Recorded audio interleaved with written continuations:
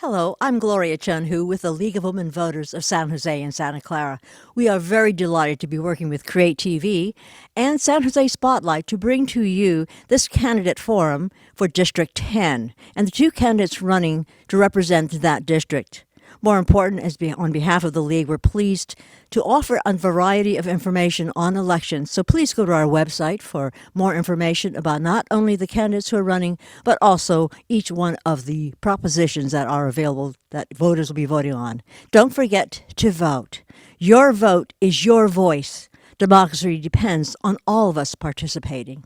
It is not a spectator sport. So now I turn to the editor of San Jose Spotlight, Maureen Milo, who is taking us and interviewing the two candidates for District 10. Thank you. Good morning. It's wonderful to have all of you with us today. My name is Maureen Milo. I am one of the editors at San Jose Spotlight. With me this morning is Arjun Batra and George Casey. Both are running for District 10, the San Jose City Council seat, and this morning we are going to talk a little bit about various issues that are important in their community. And before we do that, I'm going to ask them to introduce themselves and just tell us a little bit more about who they are. So, George, why don't you start? Well, thank you, Marie. Thank you to the League of Women Voters. Thank you, Create TV, and thank you, Spotlight. My name is George Casey, and I'm a proud product of District 10. My family's been here in District 10 since the 1970s. I went to elementary school and junior high in District 10. I went to Bellarmine for high school, went to Santa Clara University where I studied political science for my undergrad, received my law degree from Santa Clara University as well, and have a master's in urban planning from San Jose State and a master's in real estate development from UC Berkeley. I never intended on being a politician.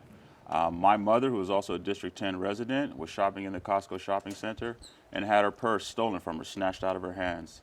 This set me on a path that I didn't anticipate going on, finding out that we're 400 to 500 police officers short from being staffed, fully staffed. The more I looked into our local government, the more frustrated I got and decided ultimately that I needed to get involved. I don't want anyone else's mom, sister, or daughter to experience what my family did. And my goal is to get more police officers on the street to aggressively address our housing issues and our homelessness and to grow our local economy. I'm a proud District 10 resident, I'm a proud San Josean, and I think we can do a lot better. And I look forward to being someone that can help on that path. Thank you. Arjun, your turn. Good morning. Thank you to Create TV, League of Women Voters, Spotlight for putting this forum together and informing our voters so that they can make an informed choice in November. I'm Arjun Batra. I'm currently the council member for District 10. I was selected from 24 candidates in 2023 when Matt Meehan became the mayor. Since I've been the council member, I've been focused on the issues which matter most to our district. I've been addressing public safety, traffic safety, and you will hear more about in materials that traffic safety has been a big concern for our residents. And the jail diversion facility, which was about to be built there, which I fought against. The matters which community deeply engages with me, I listen to them, I address their concern. I consider myself to be the person who amplifies their voice, but it is the community which decides what will happen in their community, what will not happen in their community, and I stand with them regardless of which one of the people wants to be with it or not. I'm an ally of District 10, and that's the people I serve, and those are the ones I need to take care of, and that's my position on Okay, thank you so much. So now we're going to get into the questions and the issues that matter most to both of these gentlemen, as well as to their residents that live in District 10. So here's our first question. Public safety means many things, right? But one of the big things is, do we have an adequate workforce? Do we have an adequate law enforcement? And are we keeping crime down? Many of our residents care about this deeply. As we know, San Jose has the smallest police department of a city for its size.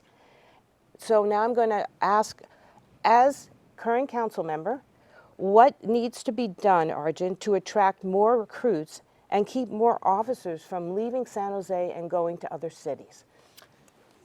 So, City of San Jose, since the Measure B passed, we lost a lot of our police officers. We have never been able to rebuild to that number. Even about talking increasing numbers beyond what is approved is a thing which we need to consider. But the first and foremost item is we don't even have the number of police officers which are budgeted right now. We have budgeted, we are 100 police officers short of what has been budgeted. And we need to work on getting the recruitment done. In the last year, we have made some changes to get the recruitment on place so that we can attract the people. Wages are one of the things to be concerned about, to be given them, working environment, respect for them, and also knowing that the police officers, if there is a allegation of any misconduct, how they will be investigated. They need to be able to be confident that they will be fairly treated, not by somebody who doesn't know what those rules are, and hence.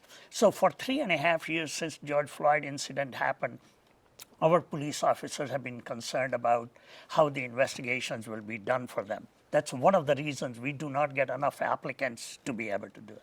I changed that one. We got the model picked up where they are now comfortable. We are advertising this piece of the information.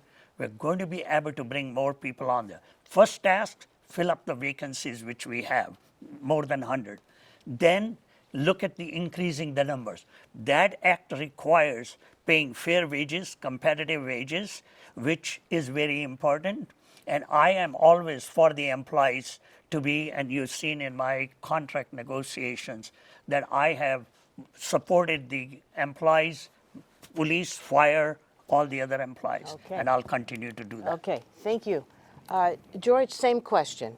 Do you need me to repeat it? No. Okay. Well, this issue is very dear to me, Maureen. As I mentioned, when my mom had her purse snatched out of her hands in the Costco shopping center, we had it on videotape. We also had it on videotape, the thieves using her credit card at another store. We took all this information to the police, and they told us candidly there's nothing they can do. They lack the resources, and they're in a triage mode, and this crime didn't rank high enough for them to allocate any resources to it. And this frustrated me to no end. I felt helpless. And so I reached out to my college roommate, Jason Pierce, who was a lieutenant on the police force, and he asked me to do a ride-along. He said, I can show you better than I can tell you. And frankly, it was an eye-opening experience. I met police officers, guys and gals that are driving 2 and 3 hours each way because they can't afford to live in San Jose. Now, you can imagine what type of home life they have with their significant others or their kids, and they're doing a psychologically demanding job, and they're coming back to San Jose, and we're not getting the best of them. And so my goal is to create a down payment assistance program for police officers so that they can live in the city that they're policing. Right now, and I don't know anyone that wouldn't want a police officer living in their city. So we have a 2-tier retirement system. We have the tier 1, which is the golden parachute one that's very attractive, and the tier 2 retirement system that the young folks are being hired into now. This down payment assistance program will make San Jose stickier because it'll take a 10 to 15 years to vest. So there's a lot of turnover in our police department. But it'll also offset some of the losses from the old retirement system. So the equity that they grow in their homes will offset the losses of this new retirement and make San Jose a bit more attractive. We do have the budget for 100 police officers. It's a pipeline issue. We need to go back into the junior highs and the high schools and the junior colleges and the colleges and reintroduce this wonderful opportunity and job to these young folks. The George Floyd and defunded police made this not as an attractive opportunity for folks. So our academy, where we used to get 10,000 folks coming out, we only have about less than 2,000 now. And so my goal is to get to the 400 or 500 police officers we need. And I think having a down payment assistance program, making San Jose a bit more attractive financially for police officers and giving them an opportunity to build equity and have a vested interest in the city that they police is the path forward. Perfect. Thank you both for answering that. So we're going to stick to this public safety issue for a few minutes. I'm going to ask you a little bit about public safety as it pertains to streets, safer streets, crosswalks, traffic controls near schools. How do we address this in District 10? This is a big concern for people today. George, I'm going to start with you this time. So people don't recognize not having enough police officers is actually a quality of life issue that impacts us in a number of ways. For example, down Santa Teresa Boulevard, Meridian, or Almaden Expressway, it's like the Autobahn because we don't see the visual deterrence anymore. There's no police officers out there modifying folks' behaviors, giving tickets. We used to have 50 motorcycle police officers. Now we have around 5. And so the opportunity to have more police officers, to have the resources to get out there and modify folks' behaviors is important. It's imperative. We also don't do as good enough a job in terms of the schools and the crosswalks and protecting the kids and the parents as they're dropping their kids off. So I think it's an opportunity to deploy more resources, but we need those resources. And getting those resources requires us to grow our economy, to be a more business-friendly city, and to hire more police officers and ancillary folks, crosswalk workers. I mean, we have a program right now where we're trying to hire more crosswalk folks. It's a difficult task, but as far as I'm concerned, it's a resource issue, and not having enough police officers, not having enough motorcycle cops out there that are actually ticketing folks, which is also a revenue generating opportunity for us, I think is the issue. Again, folks don't appreciate not having enough police officers is a quality of life issue that filters into basically every aspect of our lives. And another way that we don't appreciate it, I talked to Chief Joseph and he mentioned that there's 5,000 burglaries in a year. We used to have 17 burglary detectives. Now we have 3. Using Pareto's principle, 20% of the burglars are probably doing 80% of the crime, right? And so if we had those 17 burglary detectives to capture that 20%, we'd make an 80% impact on burglary. And right now, the burglars know they got 8 to 12 minutes to do their crime, if at all a police officer will show up. So again, hiring and fully staffing our police force will filter through and address a lot of these quality of life issues that we're confronting. Great, thank you. Now, Arjun, I know that you've been very active in this area, so talk a little bit about some of the things you've done to try to mitigate these situations. Okay, so I'll start with the traffic, because right from the day one when I came in, I said that I am concerned about the traffic safety, especially around the schools. And I want the streets to be safer. I've worked with our DOT department. Some positive news that we have been able to get the studies done, the traffic studies, which tell us what traffic calming measures we need to be putting in place. Sometimes it's the humps, sometimes it's the signs, sometimes it's the radar signs. There are a variety of ways you calm the traffic. So I've been able to get those done for my several streets. I've worked on the crossing guards issue because there are 114 schools which should have crossing guards. But we were not able to get enough crossing guards, not because of the price we were paying, because most of these people do it because of the love of labor, for wanting to protect children, not because of the price we pay them. But the issue was that we were hiring these retired people. We were asking them to do 1 hour job in the morning and 1 hour job in the afternoon. So they basically had to get their whole day locked into doing this thing. Just changing the policy that you can do either one of the shifts. So there are people who love to do it in the morning, the ones it increased our supply of having crossing guard. This year we have crossing guard for every school who is eligible to have it. Plus, getting these traffic measures put in place, I think we need to talk about is that speeding is a behavioral change which we need in our people. We're going to bring the technology to do it. We're going to bring the speed enforcement cameras. We cannot have enough police officers to be 24 hours monitoring our road. So that's why we are bringing the speed cameras, which are going to be doing the other thing. For the crime, we are also brought in the technology, which is the license plate readers, 300 of them. Those are going to help us. So we have to use our forces. We have to use also the technology and change our methods to achieve more efficiency. Okay. Just increasing police officers isn't going to be the solution. Thank you. I appreciate that. Okay, we're still moving on, but we're still talking about public safety because we know this is a big deal. It is a big deal. So our mayor, Mayor Matt Mahan, is very pro Prop 36, which would be a reinforcement of penalties that have been happening in, retail theft, also in drug crimes. And there's been a lot of controversy over this. We know this. The governor is not a fan of this, but the mayor is. My question to both of you is, do you have the same position as the mayor? Do you agree with his push to have Prop 36 passed? And do you feel that once it is passed, that there will be significant changes that will reduce crime? And I start with you this time, Arjun.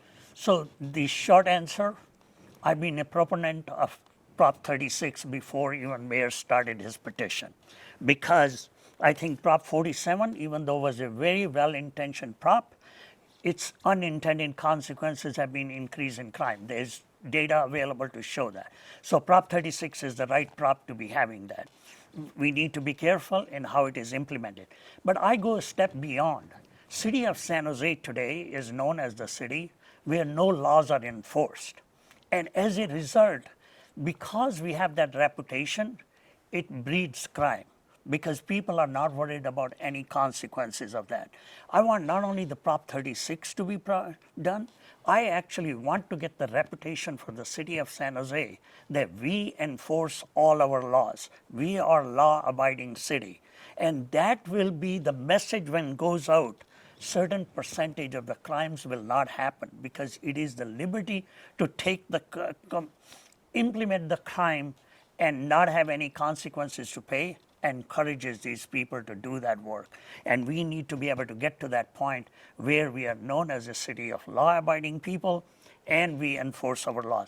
My community has, from day one, has complained to me, when are we going to enforce our laws? I have tried to propose those from the dais many times. In fact, some of the ordinances are being changed about, we related to the homelessness, things which are around them. It's not the penalizing the homeless person, but it is the things which they do around it, which we have not been enforcing our laws. So I'm totally for Prop 36 refinement and for enforcing all the laws which are on our books to be able to make our city a safer city and our residents to feel comfortable in living. Thank you. Your turn, George. Well, Marie, dating back a year when I started this campaign, I actually published an article in the San Jose Insight very critical of Prop 47. Now, the problem is when you decriminalize any theft under $950, what you've effectively done is incentivize folks to go out and steal $949 worth of things. It's untenable. The problem with Prop 47 is it doesn't give judges and prosecutors the leverage they once had to force folks to go get drug treatment or mental health treatment. When you take that leverage away, it's a revolving door of folks that are just coming, committing crimes, and going back out again. We had bail reform as well. So that's the big problem with Prop 47. As well-intended as it may have been, the actual practical reality is we've incentivized folks to commit these crimes, and we live effectively in a lawless society. Target, the shopping center that I take my daughter and my niece to, in the Oak Ridge Shopping Mall, you know, you've got to click a button in order to get someone to come out to give you a stick of deodorant that's behind some glass encasement.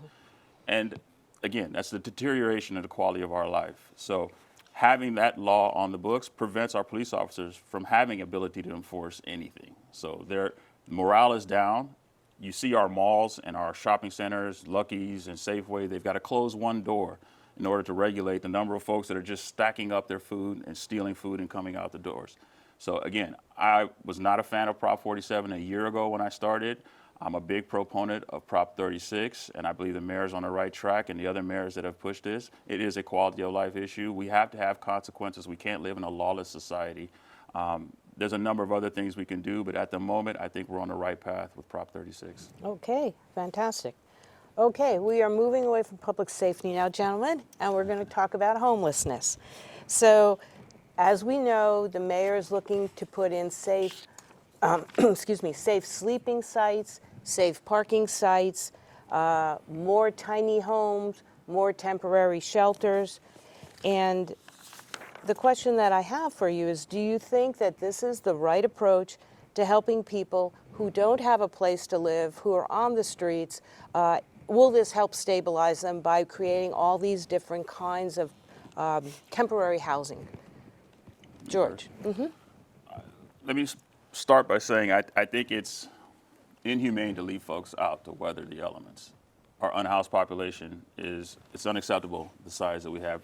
Even having one person out there that can't find housing is unacceptable. But I believe there's accountability that needs to be had on our side as a city and on the side of the unhoused. We need to provide these programs, whether it's drug treatment, job training, or mental health treatment. We need to provide the programs and the opportunities for these folks, but the unhoused has an obligation and a responsibility to seek out these services. Right now, we don't require that. So you can be in these tiny homes, these developments, and not get any drug treatment, job training, or mental health treatment. So what happens is these facilities end up feeding on, if you're a drug addict, you've got to feed your addiction. So the single family neighborhoods that are surrounding these facilities, they're getting robbed. The businesses around these facilities are getting robbed. So I think we need to be a bit more strategic. it'd be my goal. The county needs to play a larger role. The county gets state and federal funding to address these issues. They have a $12.5 billion budget, half of which goes to these types of facilities. The county is also the largest landowner in the county. The fairgrounds, most of which are sitting wide open. Most of South County is sitting wide open. The county was supposed to build a jail, they haven't built it. They were supposed to build mental health facilities, they haven't built it. They're supposed to have, on a per capita basis, 200 or 300 beds for the mentally challenged. They've only got 200 or 300. Imagine 700 more beds for the mentally challenged, the number of folks that we could take off the streets, 700 folks. So for me, we need to be accountable. We need to provide these types of facilities, but the unhoused need to be accountable and actually seek out these services. But a bigger global comment and problem for us is the county has not done its job. They fly beneath the radar. Most folks don't even know who their county supervisor is or what the county is actually responsible for. So it's incumbent upon us as a city, because we're spending our resources doing the county's job. Not to mention, we end up being the dumping ground for all of these programs. Saratoga, Los Gatos, Palo Alto doesn't have the same burden that the county puts on us. So I think it's imperative that we provide these services and be accountable. I think it's imperative that the unhoused are accountable and seek out these services. But I think a global comment and a bigger problem is the county not doing its job as well. Okay, thank you. Arjun, how about you? Do you think this is the right approach? Homelessness has been a growing problem for a couple of decades. It has become a crisis now, both from the standpoint of the people who are homeless and where the homeless come and reside. There are about 5,000 of the unsheltered homeless people. There are 981,000 sheltered people in this district, in this city. Both of them are not comfortable today. Those are living on the street, and because of their living on the street, the rest of the 981,000 are also not very happy people. So we need to take the approach. It's a complex problem. People are homeless because of different reasons. Like, there are some who have a mental health challenges, some who have a drug addiction, some are purely economic. They lost a job, they got evicted, they don't have a place. So different people need different facilities. The people in the economic category, they need to cooperate. We need to be able to provide them temporary housing. We need to be able to give them training, give them confidence back, put their life back together, and get to self-sufficiency. Now, in terms of, are we on the right track in doing all this? The cost, we were going in the right direction when we were having these tiny homes being built at around from $1 million to $114,000. The last expansion, which I'm seeing of Rue Ferrari, is coming at $280,000. We will not have that kind of a cost to be able to sustain. That's why Councilmember Dwan and I wrote a memo asking for looking at alternative ways of providing dignified shelters, looking at different ways of building these things, and those can be built cheaper, around $16,000 a unit, and in weeks rather than years. Okay, I'm going to cut Yeah, you off. that's fine. I'm sorry, but Yeah. you got it all in, Yeah. basically. But we're not done with the topic anyway, so we're Sure. still going. So along the same lines, so we have all these temporary shelters. People are, you know, if they get in there, first of all, most of them are full, and we don't have enough, and that we all can agree to. But we also have now this approach to sweeping the people out from their encampments, off the rivers, by where Valley Water is, and we have said, you may not return. We are implementing something called a no-return zone. I would like to ask both of you, do you agree with this approach? And if so, what does the city do? I mean, they can't move a group of people from, you know, parcel A to parcel B without some kind of supportive services. So how do we work towards solving this problem as we sweep the people out of their encampments? And I think I start with Arjun this time. Okay, all right. So you're right. We need to be providing supportive services, and county is supposed to provide those services. And our mayor is working very closely with the county. I think county has been missing in action for a long time, but they're stepping up a bit, so I'm encouraged with that one. The second aspect, no return zone, was the one which I proposed right from day one, because I saw at Blossom Hill and 85, I drive there every day. That's how I come to work from my district. For every day, when I initially came in, I've seen that area cleaned up 3 times. We abated that 3 times. And after the few days, few weeks, few months, they're back there. We keep spending this money to no avail. I call that as a whack-a-mole game, okay? So after seeing that, I was the one who said, we need to be able to make a zone, non-returnable zone from the time when we clean it up. We clean it up by moving people into the right places. Once they're moved in there, that area becomes enough. Mile by mile, we'll clean up the whole city. And now in this budget, the last budget, Mayor accepted that term of no return zones and preserving the progress. Those were the terms which I introduced after I came into the council.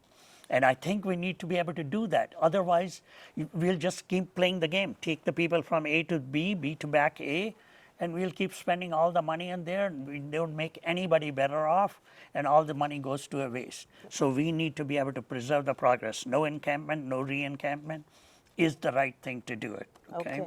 Thank you. George, your turn. Yeah, so I'm for, once we clear a spot out, preventing folks from coming back. But we can't do that unless we provide them a reliable place to go to. So I think in this interim, before we can build the tiny homes and the facilities that these folks need, we need to have a sanctioned encampment area where we provide basic services, bathrooms and showers and trash removal, and actually have some sort of law and order in these sanctioned encampments so the folks feel safe there as well. Now, folks that want to return to areas where we've cleared, there needs to be consequences. And at the moment, we don't impose any consequences. And again, we've come to a point in our society, it appears, that we don't want to enforce rules. And there's a lot of antisocial behavior that's become acceptable. And so it's important for us to create an alternative for these individuals. You can't just move people out and not give them an alternative or a place to go. So I think providing a sanctioned encampment area that's safe, clean, and an opportunity for them to get, a shower and feel some sort of stability. And then once we offer that type of facility and then we clear out a certain area, if they go back, there needs to be consequences. So I do believe in clearing out certain areas and making sure that they stay clear. Okay. Thank you both. Okay. Last question on homelessness.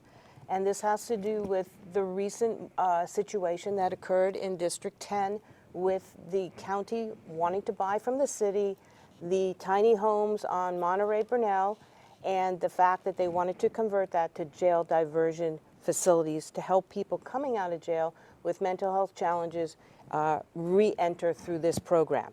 I know the residents were very upset about the situation. I know, Arjun, you were very vocal about it.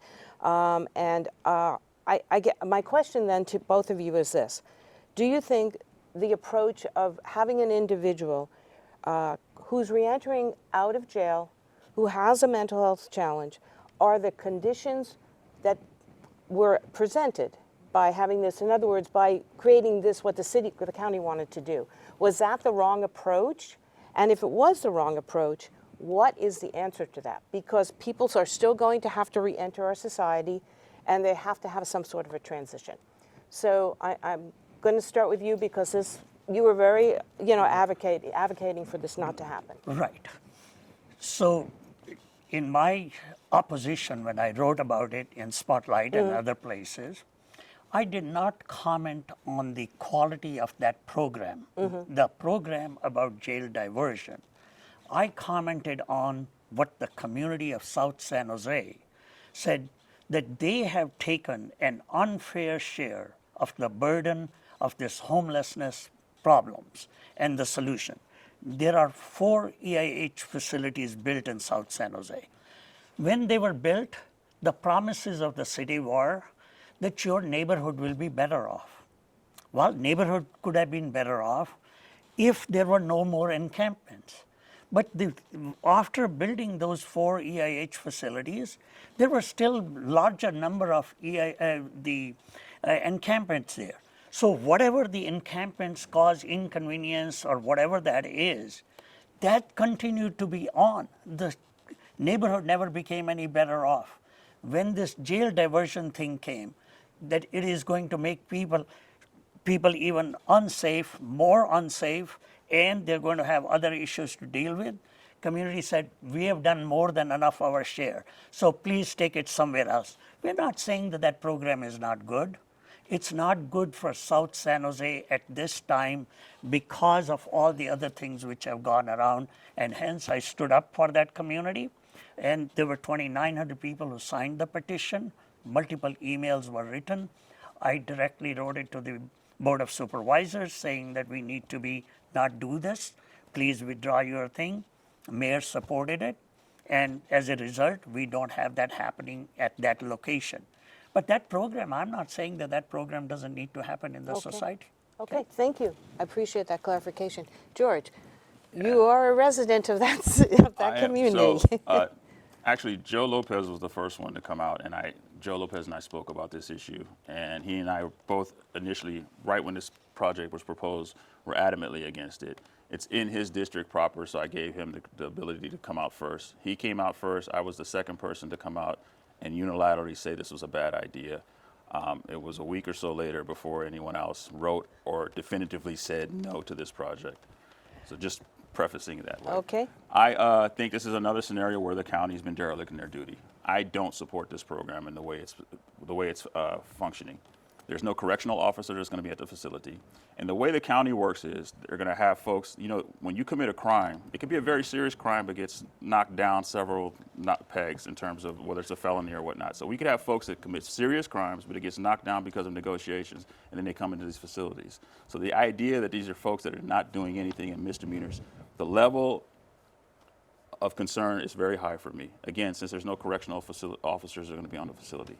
The county actually produces 20 to 30% of our homeless population, folks coming out of county jail and the foster youth that are aging out of the foster youth program. The county is responsible for this. They need to create a transitionary period or program to help these folks get on their feet. Not in San Jose, they can do it on county land. They were supposed to build a jail where they could have done this type of program. They're supposed to build a mental health facility where they can do this type of program. They don't put these in Palo Alto, Los Gatos, or anywhere else, Saratoga. They dump all of these programs into San Jose. Now that area of San Jose within a 1 mile radius has nearly 50% of the tiny home developments. That area has done more than its fair share of addressing homelessness issues. These facilities, as I mentioned, need to be on county land. The county needs to do its job and stop dumping all of these programs into San Jose. San Jose has its own issues. San Jose has funds that it needs to allocate to San Jose residents and not doing the county's job. So I'm against it wholeheartedly, wholesale. Okay, fair enough. Okay, we are moving on from homelessness, gentlemen. Now we are going to talk about housing. The city has a mandate to build 60,000 plus homes by the end of 2031. That is an enormous amount of construction that they're asking to accomplish. The question that I have is, how do we get there?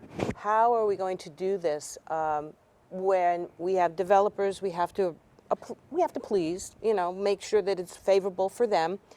We have residents that we have to work around. So there are a lot of gotchas, so to speak. I don't know if anybody has a solution, but I would love to hear what your thoughts are on how we get to this number. George, you're first. First, let me challenge the number. The HCD has not defined the methodology they use to say why we need to have 62,000 homes. It's a black box. So I would challenge first the number of homes we're supposed to build. Right now, there's this movement on the state level to wrest away local control over zoning and planning. I'm in opposition to that as well. So I think if we need to legally challenge it, we should challenge it. Now, my background lends itself well to dealing with these issues. I'm a real estate attorney. I have a master's in urban planning from San Jose State and a master's in real estate development from UC Berkeley. I've worked with developers and I understand a lot of the obstacles that are in our places right now. San Jose has the most onerous regulatory environment known. There's developers and businesses that as a policy will not do business with San Jose. We need dense development in downtown and near transit. We don't need any of that development around our single-family neighborhoods. SB 9 is a big problem as well. Folks bought single-family homes with the idea of living that type of lifestyle, and the idea that a fourplex can be built up on either side of you, this is a state-level law, is unacceptable.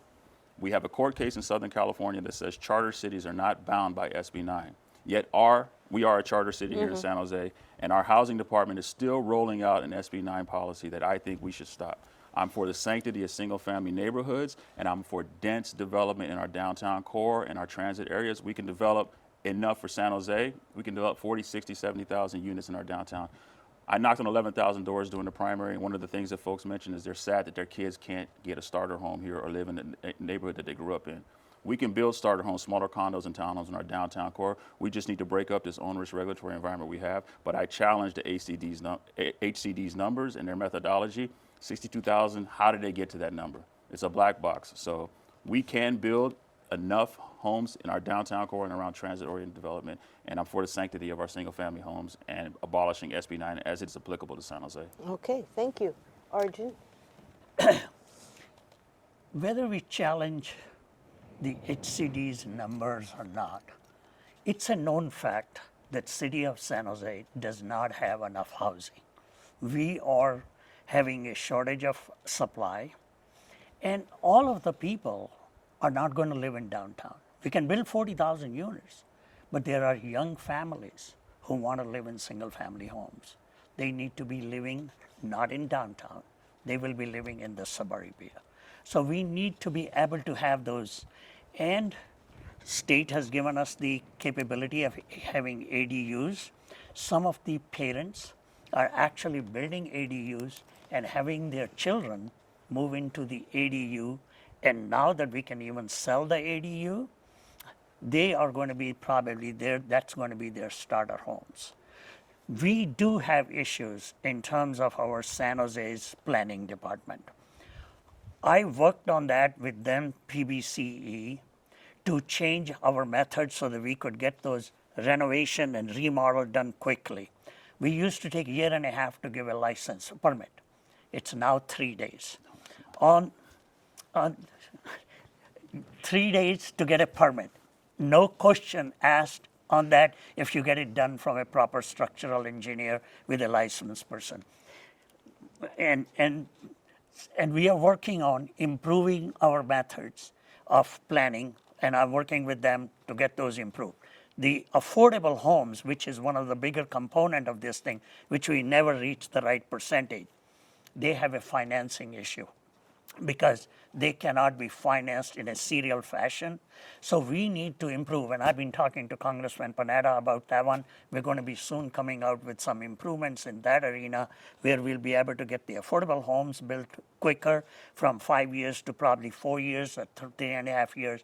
And the developer ones, we are changing our planning processes so that we can get things done faster. Thank you. So I do want to ask a question about affordable housing because it is a touchy subject. It is. Residents are concerned that affordable housing also, and I'm being very frank, mean a different demographic of individual that's coming into the neighborhood. And so they have a twofold concern. One, they question, honestly, we've heard this, will the value of my property go down by the individuals who are going to move into these communities? And secondly, to have these affordable structures, which are usually quite large, sitting there in my neighborhood or even on the border of my neighborhood, it doesn't work for me. They're unhappy with that. I did start with you last, George, so I'm going to ask you, Arjun, about this. How do you deal with this with the residents in the community? Okay, so affordable homes, right from day one when I came out of the council, once I studied the subject, I said that affordable homes, the way the requirements are, 100% of a tower is affordable, which means low-income people. That's the basic terminology on that one. We have ELI, the extremely low income, some moderate income. We do not have mixed use and mixed income properties.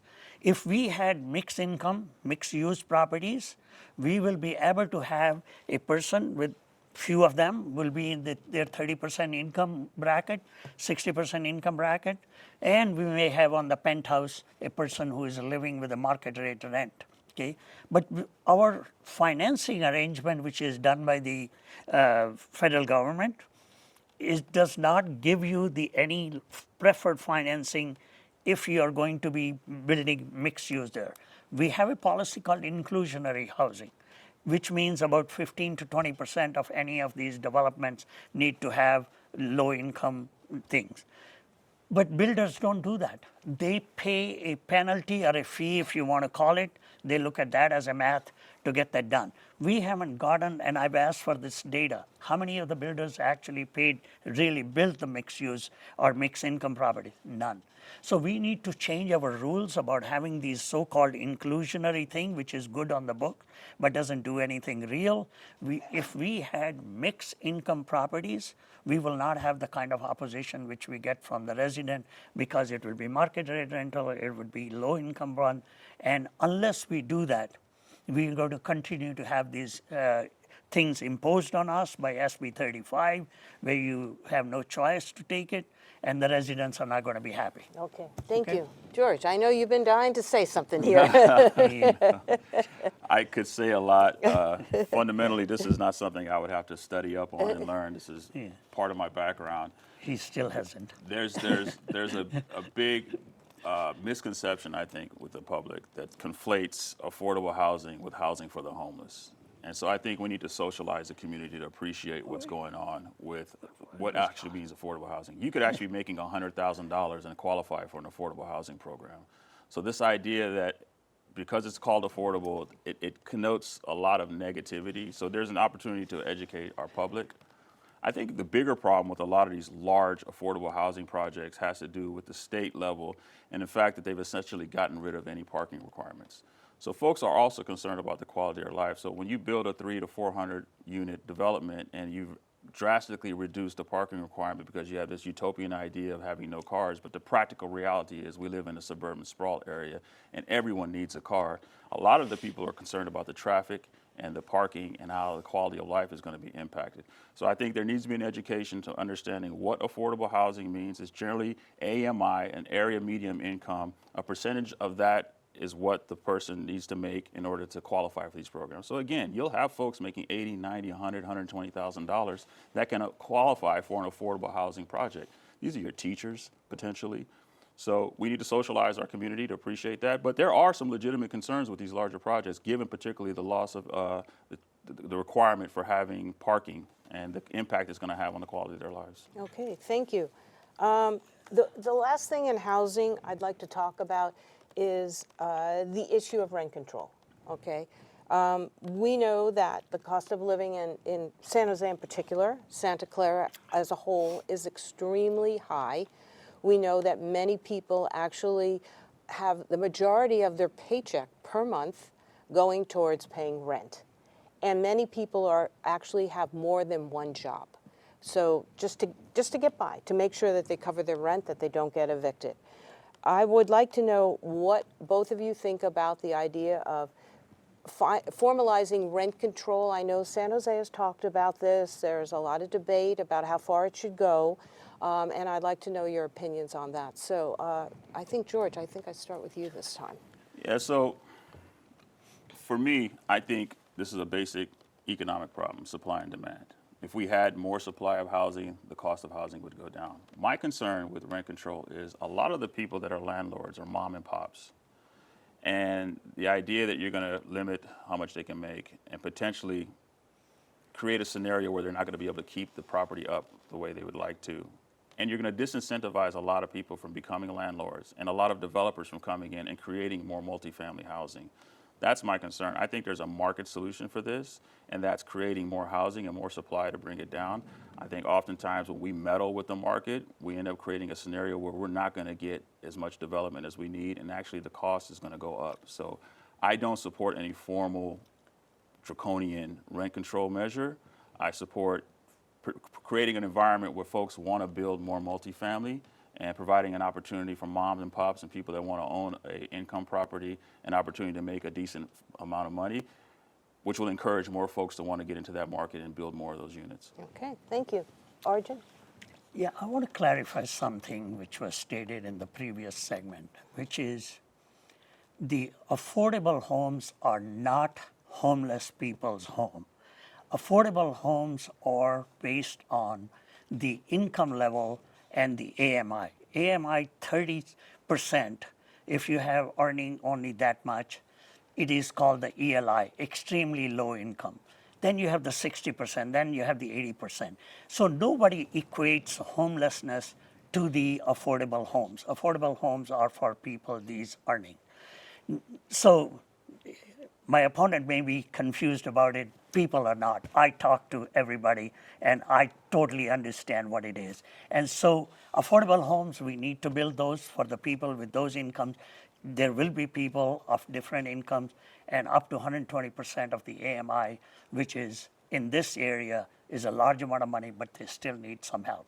So I personally believe that it is a supply issue, and the supply will not get better by having more rent controls. If you were trying to solve a problem for a 2 to 3 year period and want to keep the prices under control, yes, you can have the rent controls or any controls.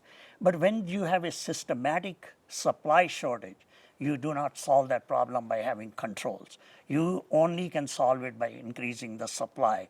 And I have believed that we should get out of this business about the affordable thing.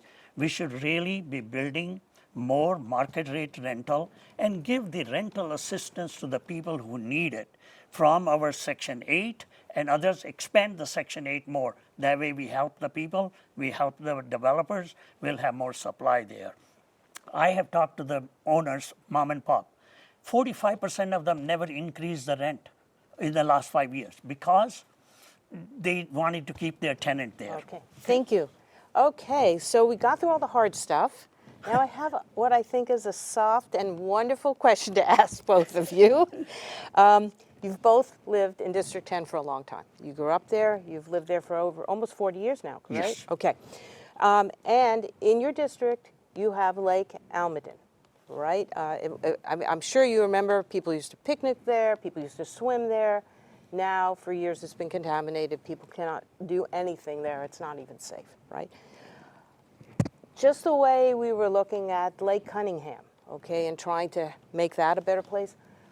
Do you have any plans for Lake Almaden and maybe restoring that in some way so that people could enjoy that once again, which I understand would not happen overnight? You're first, RJ. Okay, so Lake Almaden, it has been considered before to clean it up, restore. In fact, there was a project in place, but then Valley Water, who owns the area, they have figured out that they don't need to do that at this point in time. So the lake improvements are not on the table at the moment, but there are other things which are happening in Lake Park, which I'm very pleased to note that we had our groundbreaking ceremony for the all-inclusive playground, the first playground to be in District 10. Phase 1 will get completed in 2025 before June, and Phase 2 is planned, but the financing needs to be arranged. So I'm very grateful to Rotary and other donors who have made the Phase 1 possible, and we're trying to make Almaden Lake Park to be a beautiful place, more usable. We celebrate our biggest occasion, 4th of July, with the 30,000 people over there. I would like it to continue to have even more usage, but the lake at the moment is not on the table to clean because of the amount of money needed, and also Valley Water has not been trying to push. There's a lot of other stuff on the table. Okay. We will try to investigate if we can put that back on the table, but I believe looking at the budgets and other situations, I think other items are likely to take more priority rather than the lake itself. Okay, thank you. How about you, George? Did you ever swim in that lake? I did. Well, I'd like to address a topic, the previous question. So unlike my competitor, I actually knocked on over 20,000 doors and actually talked to our residents. And I actually grew up here, so I know our residents. And I can tell you there is a significant population of our residents that don't appreciate the distinction between affordable housing and housing for the homeless. Now, yeah, I swam in the lake. I actually competed in a mini triathlon where the swim portion was there in the lake. I remember when the fences weren't there and we used to be able to fish right over Coleman right into the lake. No, I think not just the lake, but all of our parks and community areas need a lot of help.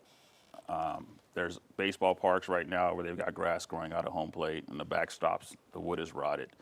So there needs to be a concerted effort. These are our public spaces, and as I said, I studied urban planning, and I have a deep affinity for public spaces and the impact that it can have on the quality of our lives. And we need to create these types of areas where folks can socialize, come out of their homes, and commune with their community members.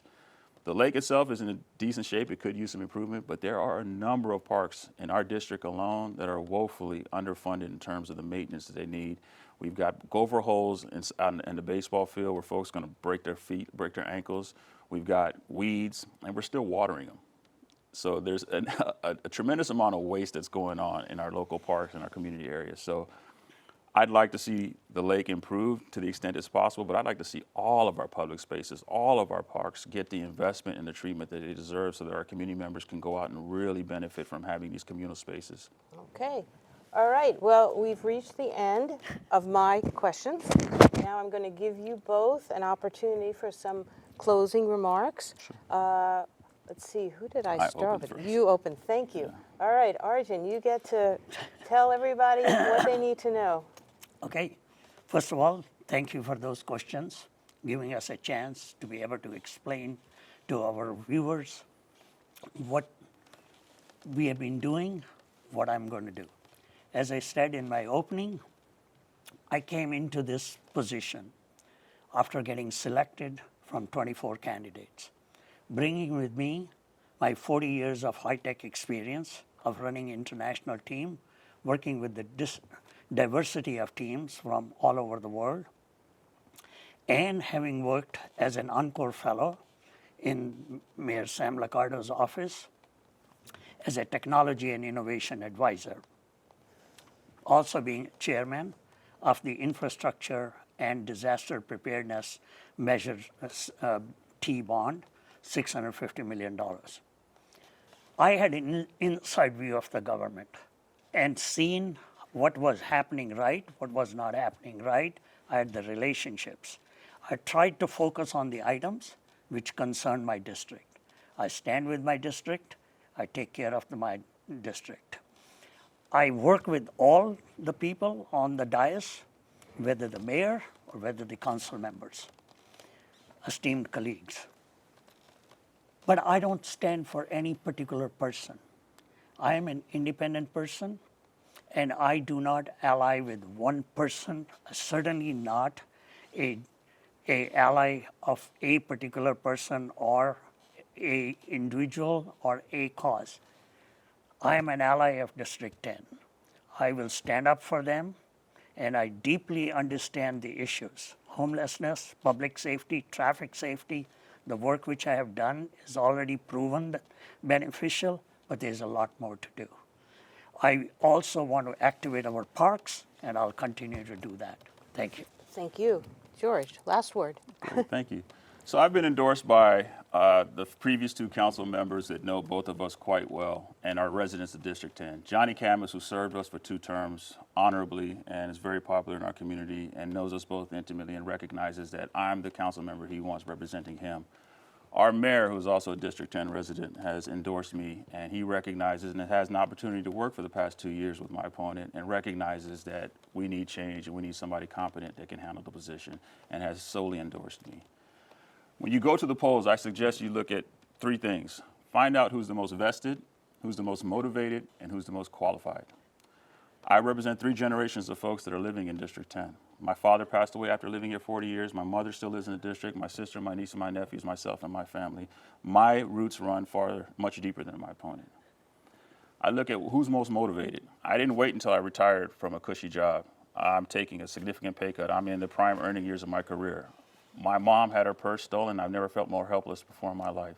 I want to ensure that your mom, your sister, your daughter, your niece, no one has to endure that type of helpless feeling.